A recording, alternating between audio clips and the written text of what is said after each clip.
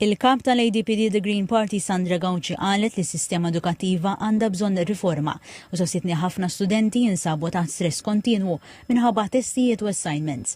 Qalet li hemm bżonn aktar bilanċ bejn ix-xogħol u l-ħajja privata u appellat biex l-istudenti jingħataw aktar appoġġ, inkluż permezz ta' Learning Support Educators kwalifikati.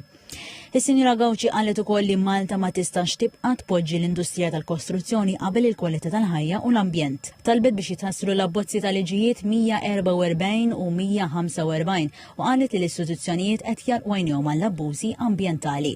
F'bott ta' żewġ partiti l-kbar Gawci qalet li hija wkoll għandha l-kredibilità għax issiltet u protestant għar-residenti ta' San Pawl il-Baħar.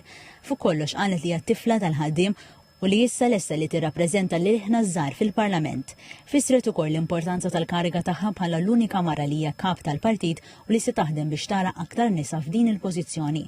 Il-kap tal-partit Momentum Arnold Kassola qal li żgħażagħ għandhom jingħataw alternattiva żewġ partiti l-kbar u kritika dak li sejjaħ giveaways elettorali li skontu jistgħu waslu għal problemi finanzjarji kbar.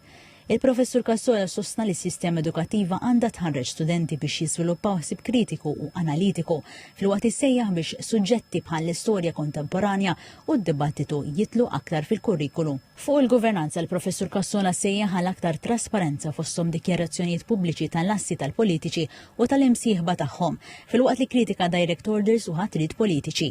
Matul id-dibattitu qajjem diversi drabi s-settur tal-kostruzzjoni u għamel referenza l proposti tal-Partit Momentum fosthom li jkun hemm moratorji ta' sentejn fuq binjoli u li jsir impact assessment fuq kull proġett maġġuri li jiġi propost. Kompla wkoll li Borċ u Bela issa qed taħraqhom qalbhom għall-ambjent, iżda qal li votaw favur proġetti massiċċi fosthom dawk f'Pembroke. Minnaħa tiegħu l-kap tal-partit Aħwa Maltin Paul Salamone qal li żgħażagħ qed jaffaċċjaw kompetizzjoni minn ħaddiema barranin pagi baxxi u skontu li ħafna żgħażagħ Maltin qed jitilqu minn Malta biex ifittxu futur aħjar. Dr. Salamone qal ukoll li l-partit tiegħu irid joħloq niċeċ ekonomiċi ġodda biex Malta ma tibqax tiddependi biss fuq il-kostruzzjoni filwaqt jissemma fost oħrajn proposta għal Formula 1 track u aktar spazji miftuħa. Qal li l-land reclamation diġà saret meta tkabbar il-Port Ħieles u li dan issa jista' jerġa' jsir.